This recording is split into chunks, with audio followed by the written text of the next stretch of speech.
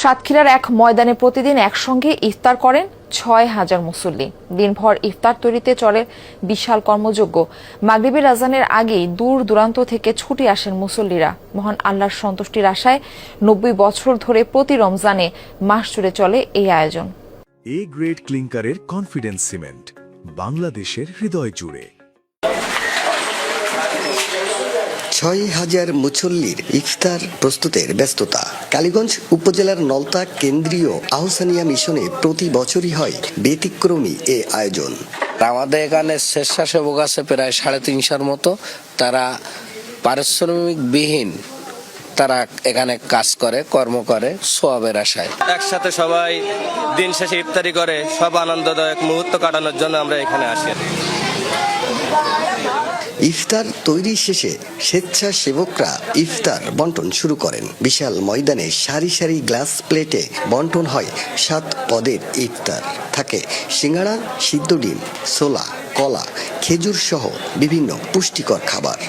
প্লেটে সব খাবার বন্টন করে আমরা লাইনে নিয়ে বসাই দিই। ১৯৩৫ সাল থেকে এই ইফতারি কার্যক্রমটা চলমান আছে। আমাদের এখানে প্রতিদিন ৬ থেকে ৭,০০০ লোকের ইফতারির আয়োজন করে থাকি।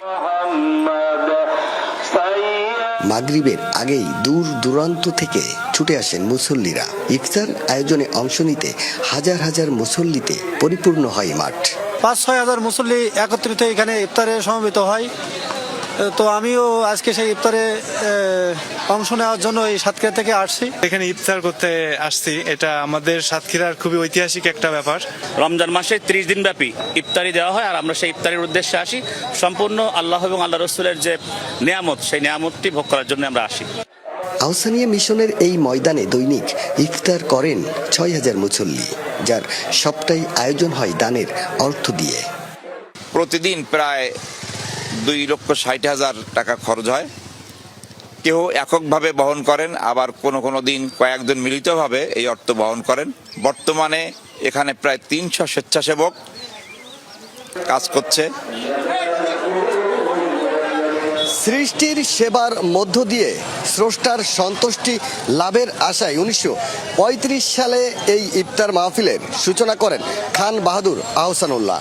১৯৬৫ সালে তার মৃত্যুর পর এটি অব্যাহত রেখেছেন খাদেম অনুসারীরা। আকরামুল ইসলাম, যমুনা নিউজ, সাতক্ষীরা।